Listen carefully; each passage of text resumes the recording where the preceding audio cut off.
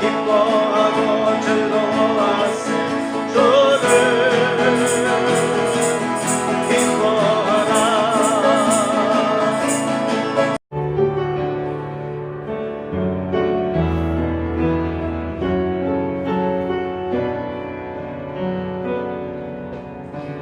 너의 푸른 가슴 속에 십자가에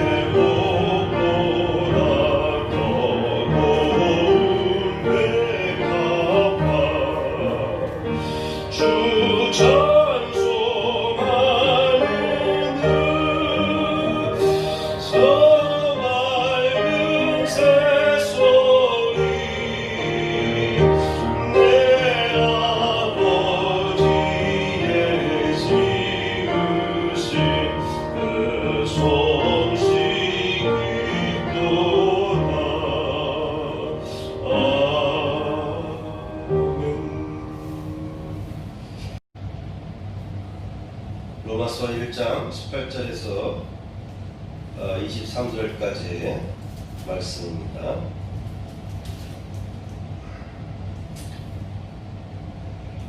함께 읽겠습니다. 하나님의 진노가 불의로 진리를 막는 사람들의 모든 경건하지 않음과 불의에 대하여 하늘로부터 나타나나니 이는 하나님을 알만한 것이 그들 속에 보임이라. 하나님께서 이를 그들에게 보이셨느니라. 창세로부터 그의 보이지 아니하는 것들 곧 그의 영원하신 능력과 신성이 그가 만드신 만물에 분명히 보여 알려졌나니 그러므로 그들이 핑계하지 못할지니라. 하나님을 알되 하나님을 영화롭게도 아니하며 감사하지도 아니하고 오히려 그 생각이 허망하여지며 미련한 마음이 어두워졌나니 스스로 지혜 있다 하나 어리석게 되어 썩어지지 아니하는 하나님의 영광을 썩어질 사람과 새와 짐승과 기어다니는 동물 모양의 우상으로 바꾸었느니라. 아멘. 여기서 19절부터 20절 말씀 제가 다시 하겠습니다. 이는 하나님을 알만한 것이 그들 속에 보임이라. 하나님께서 이를 그들 속에 보이셨느니라. 창세로부터 그의 보이지 아니하는 것들 곧 그의 영원하신 능력과 신성이 그가 만드신 만물에 분명히 보여 알려졌나니 그러므로 그들이 핑계하지 못할지니라. 아멘. 오늘 말씀의 제목을 보시고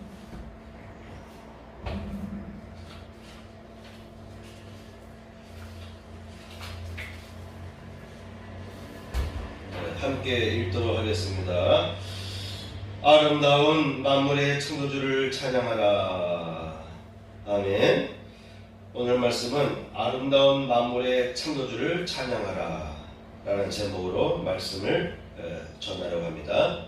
함께 읽었던 로마서 말씀을 중심으로 말씀을 전하는데 특히 창세기 1장의 말씀들도 같이 겸하여서 전하게 됩니다.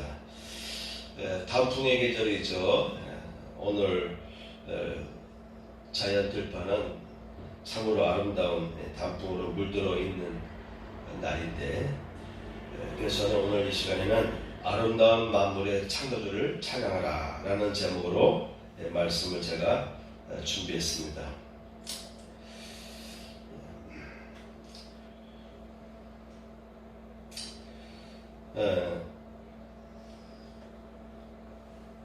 이 단풍의 아름다운 이 계절에서 우리 그리스도인들은 어떠한 그 관점을 가지고 자연을 바라봐야 할까? 자연의 아름다운 풍경들을 누릴까? 이런 차원에서 오늘은 제가 아름다운 만물의 창조주를 찬양하자라는 그런 관점에서 말씀을 전하려고 하는 것입니다.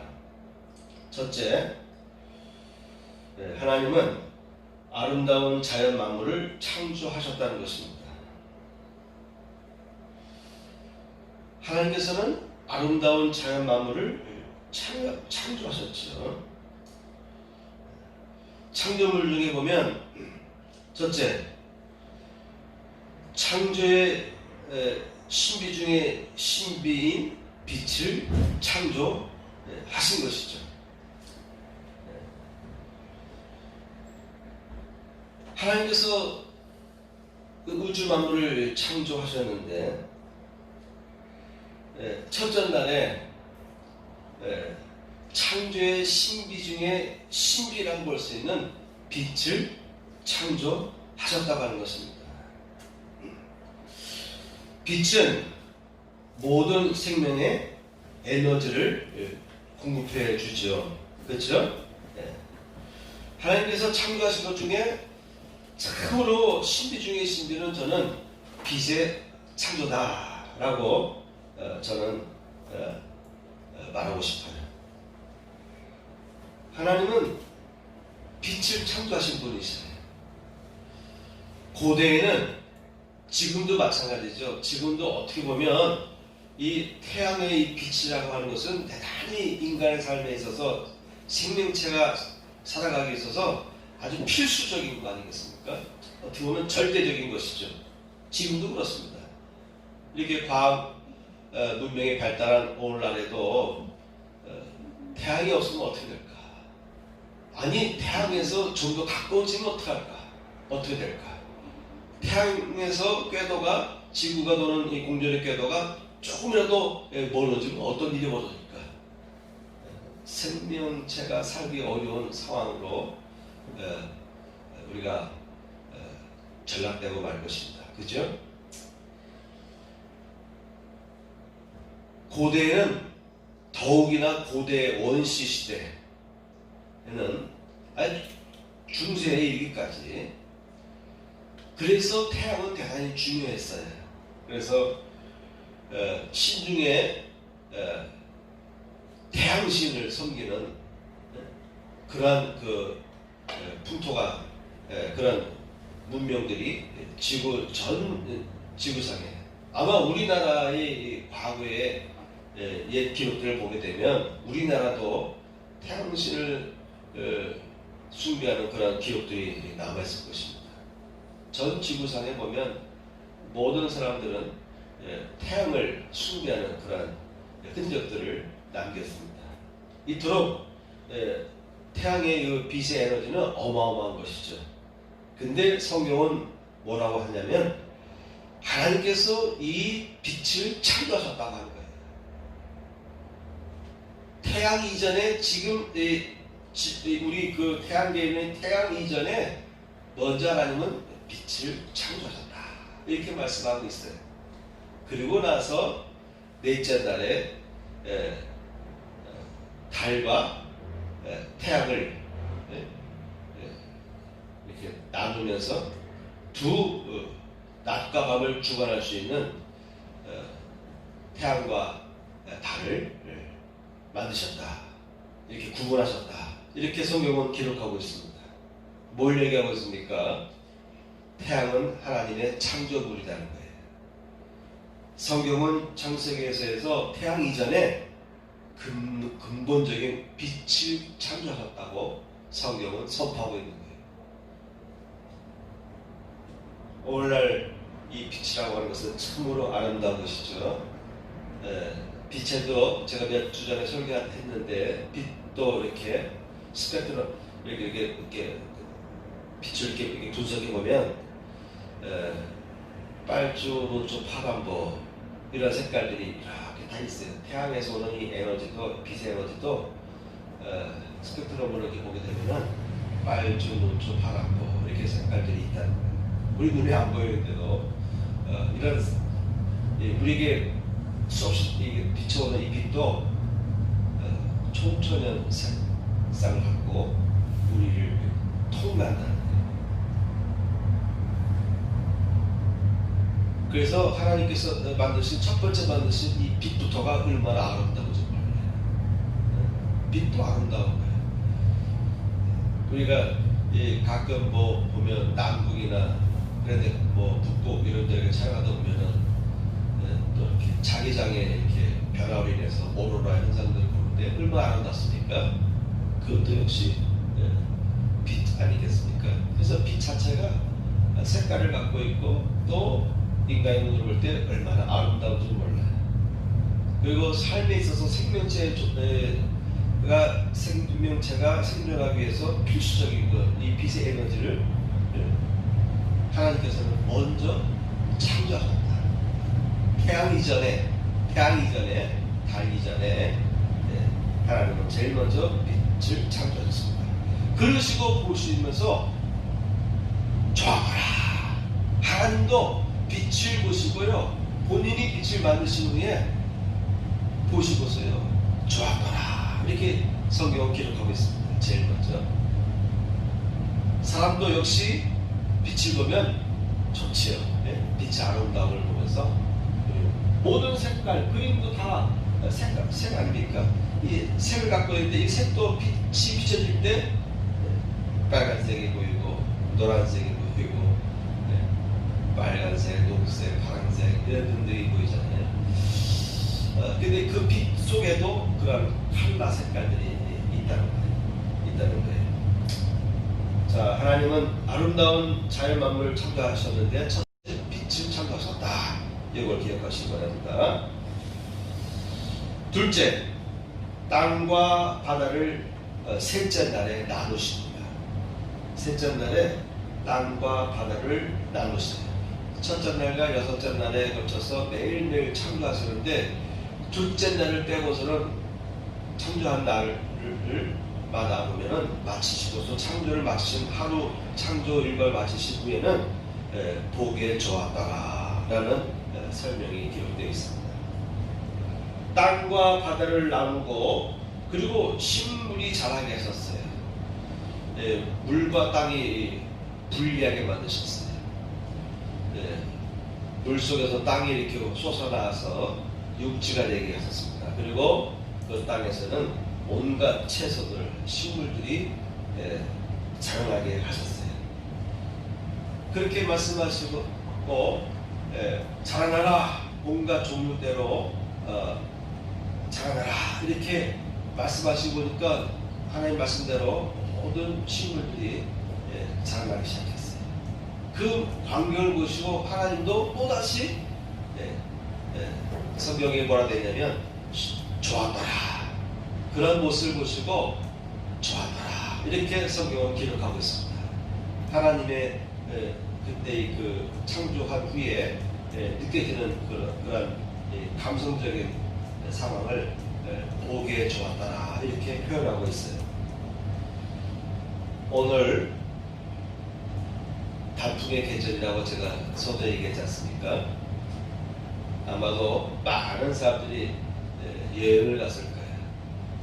산을 찾아가고 또 아름다운 단풍들이 펼쳐지는 자연 곳곳을 지금 찾아가서 감격하고 사진을 이렇게 담을 거예요. 왜 그렇습니까? 잎사귀들이 아름다운 색깔로 물들었기 때문에 그렇습니다. 그렇죠? 푸른 잎이 노란 색깔 또는 빨간색으로, 그 중간색으로 물들었어요. 참 신비롭지 않습니까? 저는 그런 모습 볼 때 너무너무 신비로워요. 1년 전에도 제가 집에서 이렇게 나올 때 아파트 사이에 그 산책길이 있는데 이맘때 보니까 낙엽들이 쫙 떨어지기도 하고 또 나무들마다 아름다운 색깔로 이렇게 옷이 입혀졌는데 또 일부는 바람에 의해서 떨어지고 그 모습 봤는데 벌써 1년이 됐어요. 똑같은 모습을 다시 보게 됩니다. 얼마나 아름다운지 몰라요. 그리고 신비죠. 그렇죠? 신비죠. 녹색 잎이 변화해서 노란색 또는 빨간색으로 변하는데 그 모습들이 얼마나 아름다운지 새 옷을 입었는데 아주 그 휘황찬란한 황홀한 색깔들로 불탄다는 말 하잖아요. 불탄다는 말. 빨간색으로 단풍잎들이 쫙 변화되는 모습을 보게 되는데 우리 눈으로 볼 때도 아름답잖아요. 그죠? 그래서 아마 오늘도 많은 분들이 그 산을 찾아가고 들을 찾아가고 또 가로수길을 또 거닐면서 사진을 담을 거예요. 우리 인간의 눈으로 볼 때도 아름다운 거예요.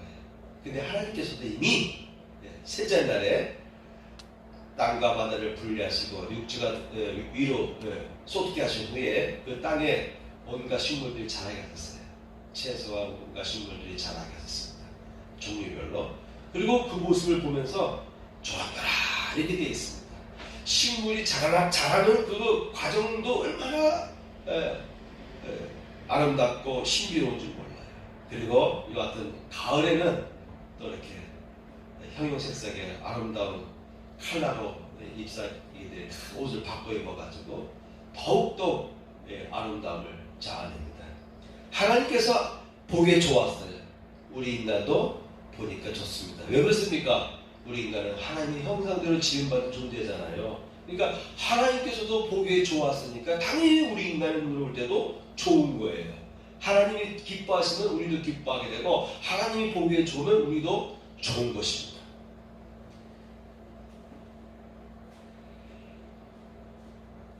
성경에는 첫째 날과 그리고 둘째 날을 빼고 셋째 날부터 여섯째 날까지 매일매일 창조하셨는데 하나님께서는 창조를 그날 창조를 마무리하시고 바라볼 때마다 꼭 보기에 좋았더라라고 성경에 기록되어 있지 않습니까? 세 번째, 물의 모든 생명체들, 물 속에 있는 모든 생명체들, 그리고 하늘을 나는 조류들을 창조하셨습니다. 그리고 물 속에서는 생명체들이 번성하고 하늘에 있는 새들도 번성하라. 어류와 조류가 다 번성하라는 거예요. 물 속에 있던 하늘을 나는 조류들 간에 다 번성하라, 생육하고 번성하라고 이렇게 축복하셨습니다. 그래서 오늘날 하늘을 보면 새들이 이렇게 날아다니잖아요. 근데 언제 이렇게 오묘하냐면 봄에, 추운 겨울이 지나고 봄이 되면 참새들이 짹짹짹 이렇게 울죠. 그 추운 엄동선 안에 어떻게 새들은 그 추위를 이겼는지, 봄 기운이 이렇게 이제 온 지면에서 올라올 때 되면은 새들이 날아오기 시작하고 새들이 울기 시작합니다. 눈도 오고 때로는 눈비도 오고 그랬을 텐데 그 모든 추위를 다 잊고서도 새들이 생존해요. 그러니까 봄 되면 전부산 때 그 저기줄위마다 새들이 앉아가지고 삐약삐약 짹짹짹짹짹 이렇게 울부짖어요. 참 신비로워요. 바닷물 속에도 온갖 생명체들이 풍성하게 자라고 있어요. 그래서 스쿠버 다이브 하시는 분들 보면 바닷속에 들어가서 상어들 모습 보잖아요. 상어들도 또 형형색색으로 다양한 색상을 품고 있어요. 참 하나님은 만물을 창조하실 때 색깔을 창조하셨어요. 색깔들을 품게 만드셨어요. 이건 기본적으로 색깔을 품게 만들었어요. 행성도 그렇고 태양도 그렇고 물속에 있는 모든 생명체나 땅 위를 기거나 걷는 달리는 모든 생명체나 하늘을 나는 생명체나 다 색깔을 갖고 있어요. 이건 기본인 것이죠. 색깔을 통해서 또 아름다운 자신의 모습을 드러나게 하나님은 창조하셨는데 바닷속에도 온갖 형형색색의 생명체들이 존재합니다. 그래서 여기 있는 사람들은, 젊은 사람들은 스쿠버 다이빙 이런 것들을 연습해서 자격증 따가지고 바닷속에 들어가서 산소 호흡기 메고 들어가서 수중을 탐색하지 않습니까? 열대 지역 같은 데 보면 색깔들이 얼마나 다양한지 몰라요. 열대 어디서 보면 색깔이 진짜 다양해요. 그리고 산호천으로 보면 얼마나 아름답습니까? 그래서 물속과 하늘을 나는 모든 생명체를 만드시고 나서도 역시 하나님께서 보시고 좋아하라 이렇게 하나님은 감탄하셨습니다.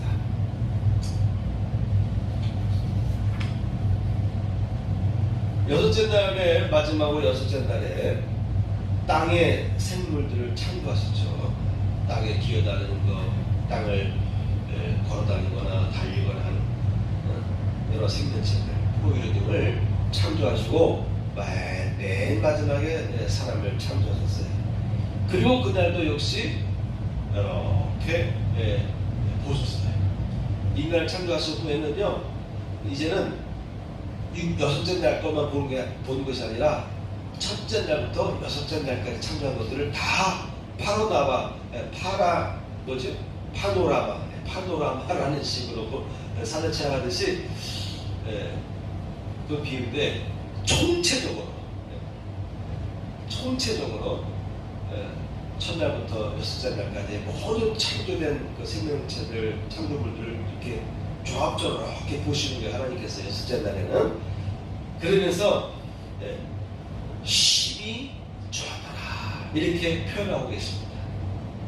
여섯째 날에는 여섯째 날 그 창조물만 본 게 아니라 첫째 날부터 창조한 모든 것을 다 총체적으로 다 이렇게 바라보시면서 심히 좋았다라고 이렇게 감탄하셨습니다.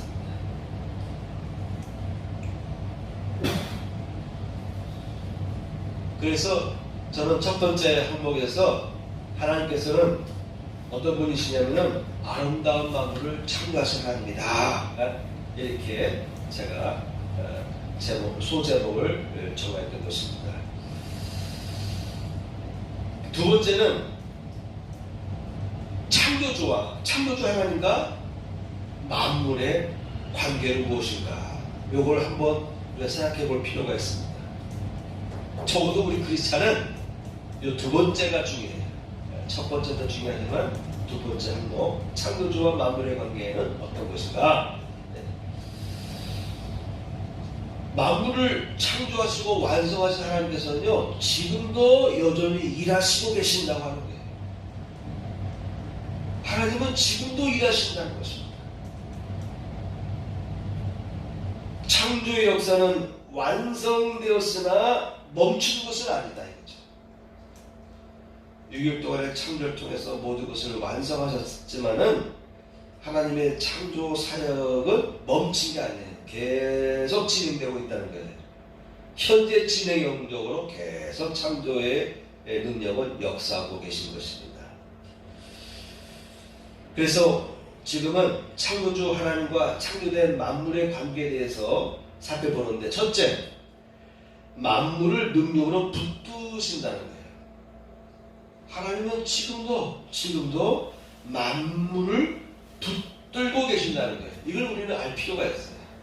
아유, 인간과 우리 자연이 됐지 거기에 왜 하나님을 끌어들이고 하나님의 존재가 왜 필요하냐라고 세상 사람들은 말을 하는데, 우리 그리스도인들은 하나님은 지금도 만물을 능력으로 붙들고 계신다는 것을 우리는 알고 있고 믿고 있는 거예요.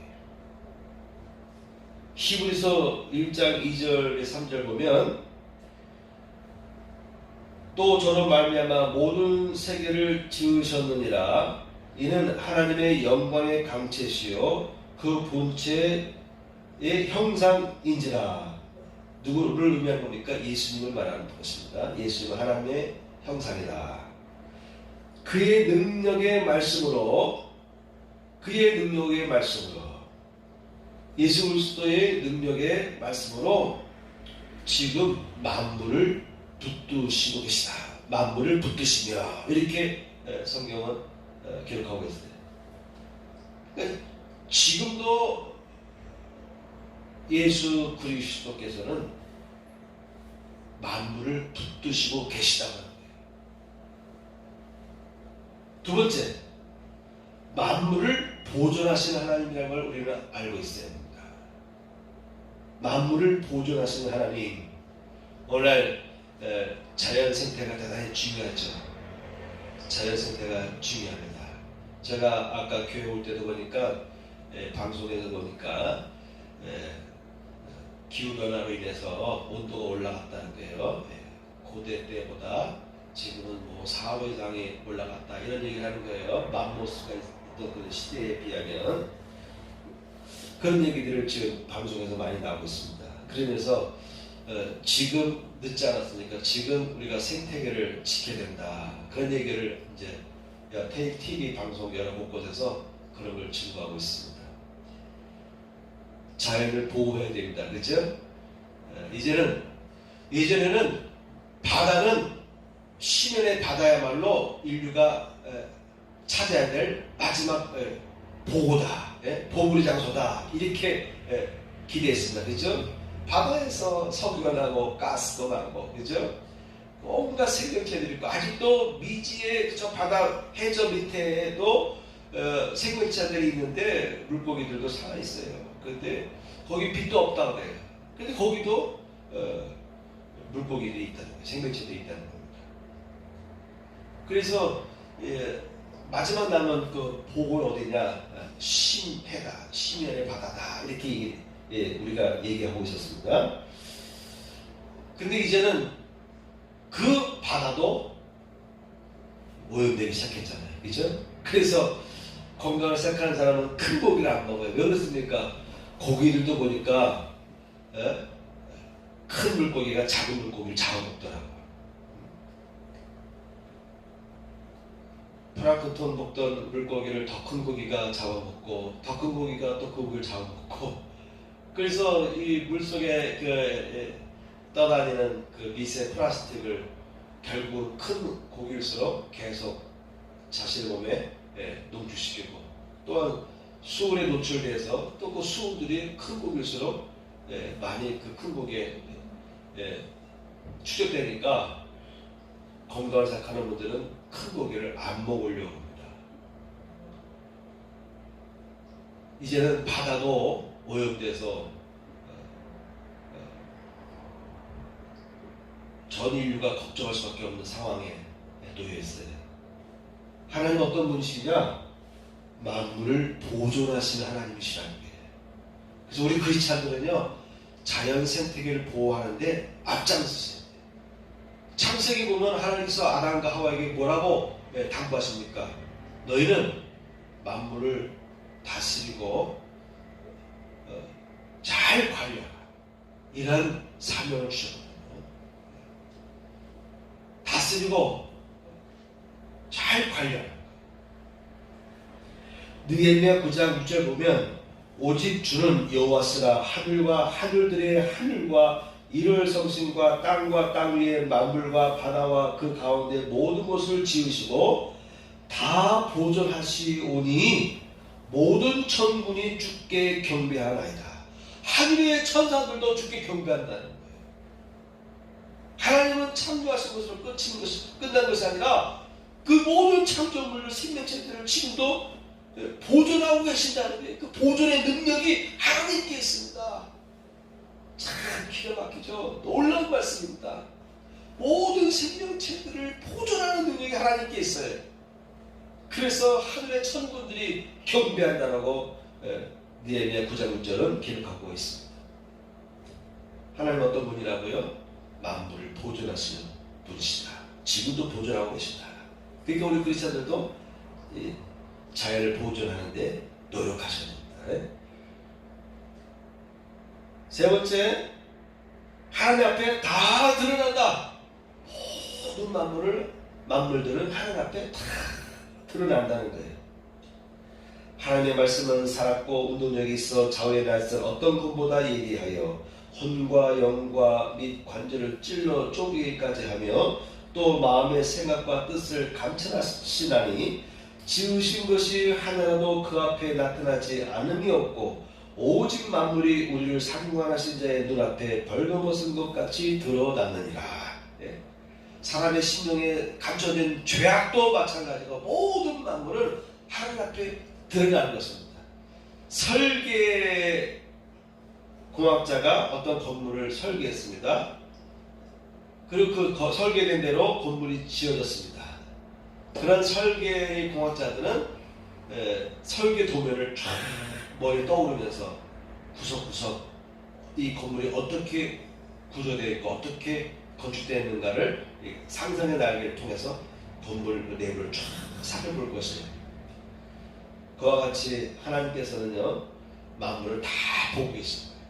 그래서 만물이 다 하나님 앞에 드러난다는 것입니다. 네 번째, 만물의 머리와 주제시다 라고 성경은 기록하고 있습니다. 천지에 있는 것이 다 주의 것이로소이다. 천지, 하늘과 땅에 있는 모든 것이 다 주님의 것입니다. 우리 크리스찬은 이런 개념을 갖고 살아가는 존재예요. 모든 것이 다 주께 있고 주의 것이다. 소유가 주께 있다는 거예요. 창조하신 분이니까 당연히 모든 창조물은 하나님께 속한 것이죠. 이것이 바로 그리스도인과 세상 사람의 차이인 것입니다. 천지에 있는 것이 다 주의 것이로소이다. 여호와여 주권도 주께 속하였사오니 주권도 주께 속하였사오니 주는 높으신 만물의 머리이시리니이다. 만물의 머리고 주권이 있습니다.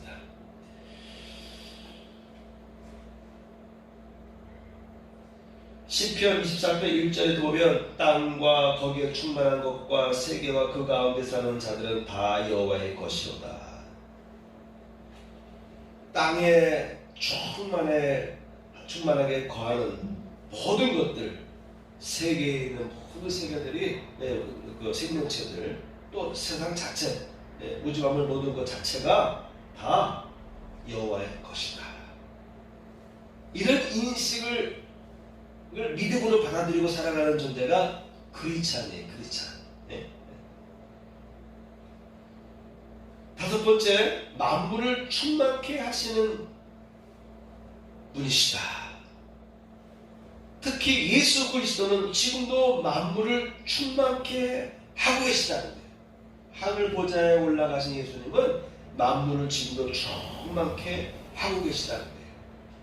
이번 주는 그 겨울을 준비 이제 해야 되는데, 그죠? 지난주에 좀 추웠잖아요.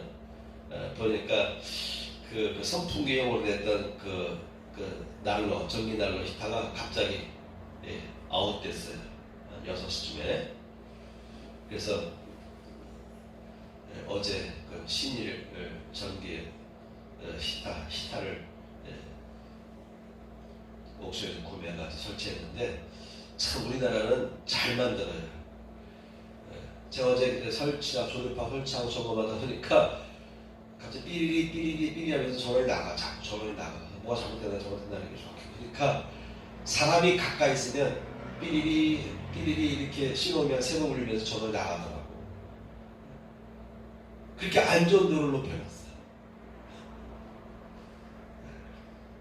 한국 사람이 만들면 이렇게 뭐가 달라요.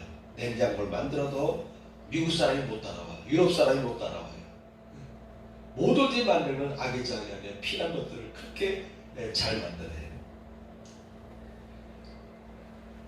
그래서 겨울 준비하느라고 전기 히터도 망가졌는데 주문했더니 대한통운계통에서 보니까 물량이 너무 많아서 지연되고 있더라고요. 여차하면 토요일날 못 받으면, 토요일날 받으면 주문한 3일째인데 원래 이틀이 오잖아요, 그죠? 근데 하루 걸리더라고요. 전화해보니까 그렇게 물센터에 택배 물건이 너무너무 많아서 지체되었다는 거예요. 여차하면 주일날도 또 못 받게 되면 또 날씨는 춥고 필요해 어떻게 할까. 그래서 이제 가스 난로를 또 꺼내가지고 점검해봤어요. 가스통에 가스가 남아있는지. 근데 스파크가 아니라 그 속에 있는 굵은 전주가 있는데 그것이 빠졌어요. 그래서 또 새로 사가지고 해보니까 스파크가 일어나더라고요. 여차하면 가스통 배달해서 또 교회 난방도 따뜻하게 해야 되고, 배터리도 자연적으로 소모됩니다. 근데 이것이 충만하게 되면요, 자동차 그 큰 엔진을 돌아가게 만들어요. 자동차, 그 무거운 자동차가 굴러가게 만들어요. 하나님은 만물을 충만케 하세요. 부족한 것이 아니라 충만케 하고 계신 분이 누가? 예수 그리스도는 지금도 모든 만물을 충만케 하십니다.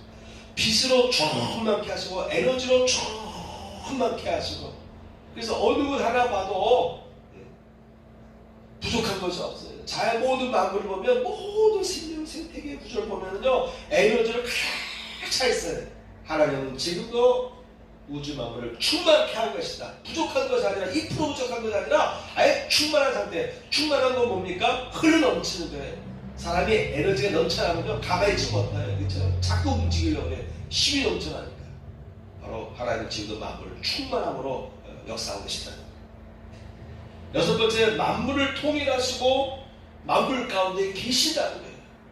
하나님은 저 높은 하늘에만 계신 분이 아니시고 지금도 우주 만물을 통일하고 계세요. 통일하고 계세요. 그래서 우리 인류가 이렇게 지구상에서도 이렇게 계속 살아갈 수 있는 이유가 하나님께서는 우주 만물을 붙들고 통일하고 계시기 때문에 그렇습니다. 혼돈된 상태가 되면 달과 태양이 충돌한다든지 해성이 지구에 충돌한다든지 반경 1km짜리 바위 덩어리가 운석이 지구상에 떨어질 때 어마어마한 파괴력이 있어가지고요. 원자탄 이상의 파괴력이 있어요. 그죠? 하나님은 지금 다 붙들고 계시는 거예요. 우리 지구가 태양을 365일 동안 궤도를 타원형으로 돌고 있잖아요. 어긋나지 않고 계속 돌고 있어요. 이거 하나님께서 만물을 통일하고 계신 것입니다. 자연벌판을 보게 되면은 온갖 그 식물들이 자라잖아요. 그런데 나름대로 다 균형 있게 자라고 있어요. 사람도 여자만 낳을 수도 있고 아들만 낳을 수도 있잖아요. 그런데 이렇게 통계적으로 보게 되면 남자비 여자비 그래도 어느 정도 균형을 이루어갑니다. 네? 하나님께서 우주 만물을 통일하고 계시죠. 혼돈 상태가 아니라 통일 가운데서 역사하고 계시다는 거예요. 그리고 그 가운데 계신다는 거예요. 하나님은 이 우주 만물 가운데 계세요. 이 우주 만물 떠나서 계신 분이 아니시고 창조하신 우주 만물 가운데 내재해 계시다는 거예요. 요 여섯 번째는 좀 철학적으로 우리가 다가갈 필요가 있습니다. 그렇죠? 우주 만물 가운데 내재해 계시다. 일곱 번째, 만물을 살게 하십니다. 중요한 것입니다. 만물이 살아있게 하십니다. 여러분, 우리 지구도 살아있는 거예요. 그죠? 지구도 자전을 안 하면 큰일 납니다. 공상영화 보게 되면 지구가 안 움직이잖아요. 그래서 아마 그 일본 영화 같은데 잠수함 같은 것을 멘틀 속으로 들어가서 불똥에도 녹지 않는 잠수함 같은 것들을 만들어서 땅속 멘틀 속으로 들어가서 또 내핵인가 외핵인가 이런 데를 막 들어가서 거기서 원자폭탄 같은 것을 펼치고 터뜨리잖아요. 그래서 지구가 다시 돌게 만드는 그런 공상영화가 있지 않습니까? 지구도 안 움직이면 죽어요. 인간 생명이 존재할 수 없어요. 엄청난 재앙이 발생합니다. 하나님은 만물을 살게 하고 계시다는 거예요. 지금도 지구가 스스로 자전하게 만드신 하나님. 태양을 돌게 하시고 태양도 또 은하sek에서 또 돌고 있습니다. 모든 것이 다 살아있게 하는 거예요. 돌덩어리 행성조차도 살아있다. 그 속에 보면 내액 있고 외액 있고 거기서 또 그런 관계 속에서 또 행성들이 이렇게 자전하고 공존하고 모든 생명체들 속에 하나님은요 그 생명체들이 살아있게 하시는 분이시죠. 만물이 살아있게 하시는 분. 살아있으면 아름다운 거예요. 인간도 살아있을 때 아름다운 거예요. 그죠? 사람이 죽어봐요. 냄새납니다. 피고름이 나오고 썩어 물들어지면요 가까이 가기 싫어요. 벌써 사람이 죽잖아요. 생명을 잃잖아요. 싸늘해져요. 그 얼굴빛이 싹 사라지고 죽은 자의 얼굴 바뀌어요. 정 떨어지고 보기 싫어요. 흉측해. 그래서 외국 같은 데서는 장례식 할 때 시신을 화장을 잘 해놓잖아요. 살아있게 하시는 하나님은 모든 것을 살아있게 하시는 분이시죠. 지금 여덟 번째, 땅의 소산을 내주시는 분이 하나님이시다는 거예요. 땅의 소산이 지금도 나도록 하신다. 우리가 산천을 다 돌아다녀 보면은 그 귀하게 여기는 그 산삼도 여기저기서 발견되잖아요. 그분들 얘기에 의하면은 새들이 그 산삼의 씨를 물었다가 딴 데다 이렇게 뱉거나 뭐 이렇게 해가지고 산삼의 씨가 이렇게 퍼진다 이런 얘기도 하고 있습니다. 귀한 것들도 어떻게 그들이 그런 식물들이 그곳에 옮겨졌고 또 엄동설화를 잘 견디고 생존하는지 우리가 노력하려면 힘들어요. 그런데 우리 가만히 들판을 보면은 온갖 생명체들 가득해. 예. 다 살아있습니다. 다 살아있습니다. 우리 장 속에도 유산균이 있고 해로운균이 있어서 이 지들끼리 또 싸우잖아요. 이 균형이 이루어질 때 우리의 장의 건강이 유지되고 있죠. 그러면 하나님은 모든 것이 살아있게 만드는 거예요. 살아있게 하시는 분이시죠. 그리고 땅의 소산을 내게 하시는 분이시죠.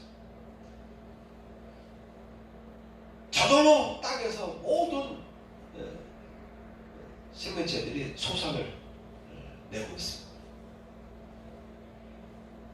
자, 이렇게 하나님과 만물의 관계는 지금 제가 여러분과 같이 생각해봤던 적어도 8가지, 저는 이 시간 8가지를 잡았는데 이런 관계 속에 있다. 세 번째 항목입니다. 창조주를 발견해야 구원받는다라는 것이죠. 오늘 본문에 보면 사도 바울이 말합니다. 만물 속에 하나님의 능력과 신성이 깃들어 있고 그것을 볼 수 있다는 거예요. 그러므로 그것을 보고서도 하나님을 발견하지 못하고 하나님을 경배하지 않냐고 찬양하지 않는다면 구원받지 못한다. 너희는 핑계대지 못할 것이다. 이렇게 사도 바울이 로마서 1장 18절에서 22절까지 내용 속에서 밝히고 있습니다.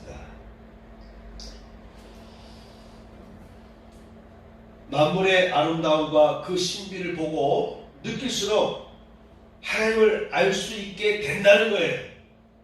사람이라면, 적어도 사람이라면 자연의 아름다움을, 자연의 그 신비로움을 보면 볼수록, 느끼면 느낄수록 하나님을 알 수 있게 된다고 하는 것입니다. 지금은 형형색색의 아름다움으로 강산이 물들고 있습니다. 그렇죠? 이 오묘막직한 자연의 아름다움을 누리시도록 하나님은 창조해 주셨어요. 그리고 우리 인간이 하나님과 같이 보면서 즐기도록 우리에게 주셨어요. 이 자연을 우리에게 인간들에게 주신 거예요. 하나님.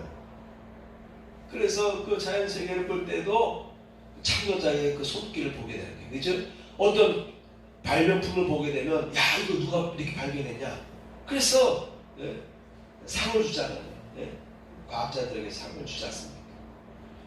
그 발명품을 보고서 야 기가 막힌 것을 발견해냈어. 그래서 전 세계에서 그런 사람들을 선별해서 또 상을 주잖아요.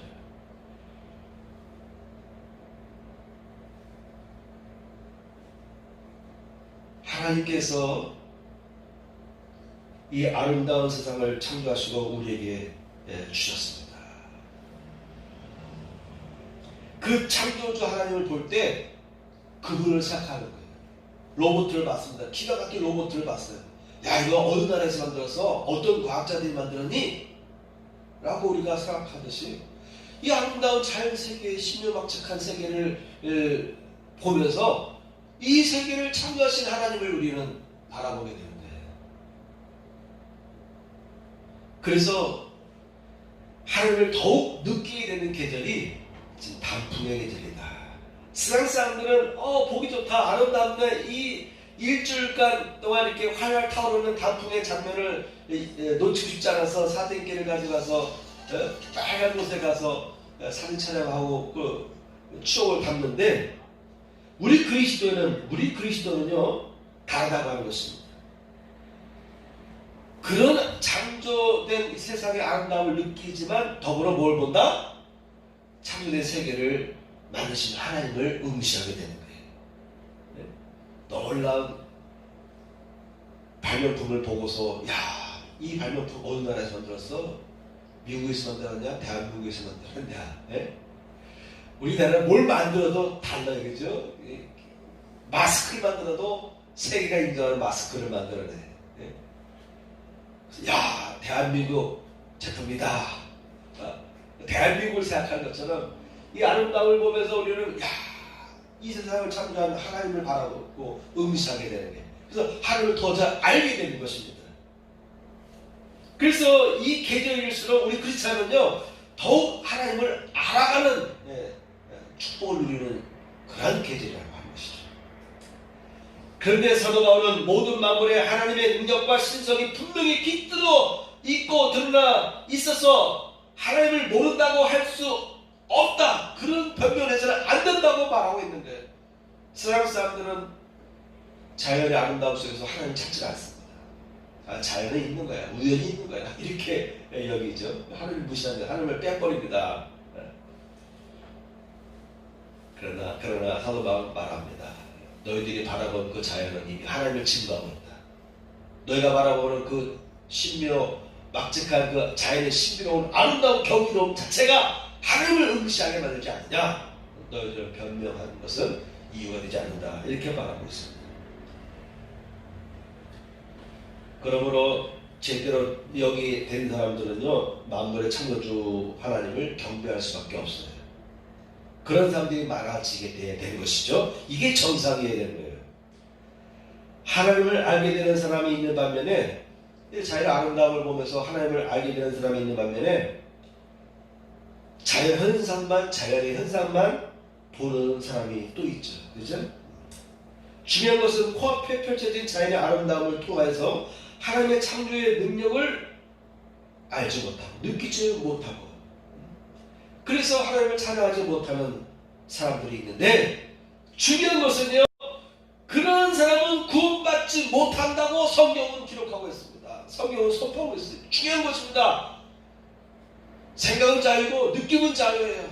하나님이 있다고 볼 수도 있고 하나님을 없다고 판단할 수도 있어요. 그건 자유입니다. 그런데 중요한 것은 하나님을 발견하지 못하고 하나님을 느끼지 못해서 하나님을 찬양하지 못하는 사람은 구원받지 못한다는 것이 성경에서 강조하고 있는 것입니다.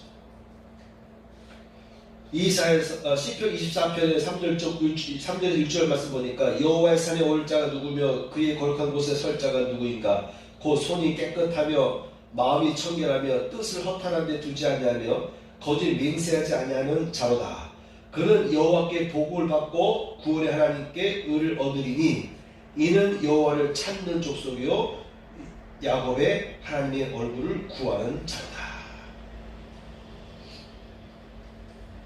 같은 사람이지만 하나님의 얼굴을 구하는 자들이 있습니다. 여호와를 찾는 족속이 있습니다.